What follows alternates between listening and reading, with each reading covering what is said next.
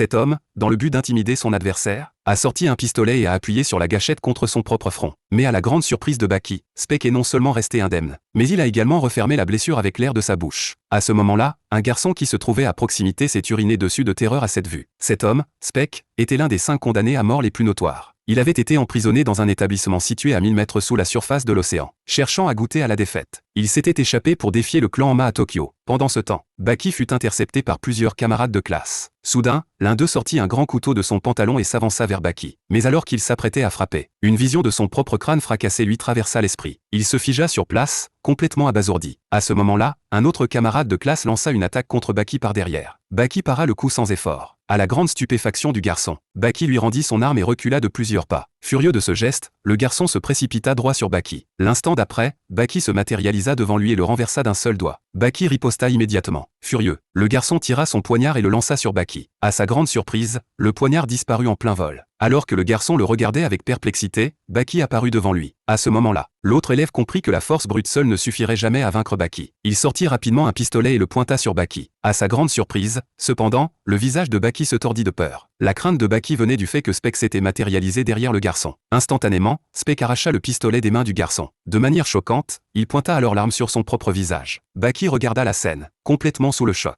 Mais à ce moment précis, Speck appuya une nouvelle fois sur la gâchette. Terrifié par ce spectacle, le garçon se fit à nouveau pipi dessus. Après cela, Speck tendit la main vers Baki, comme pour se présenter. Encore sous le choc, Baki tendit instinctivement la main pour la serrer. Mais l'instant d'après, la main de Speck retomba mollement. Baki se figea de terreur. Speck déclara calmement que c'était la main de la personne qu'il aimait le plus au monde. Baki était complètement abasourdi. Avant que Baki n'ait pu réagir, Speck lui asséna un violent coup de pied, le projetant au sol. Une violente agression s'ensuivit. Le garçon qui avait été témoin de la scène s'enfuit immédiatement. Peu après, la police arriva et arrêta Speck.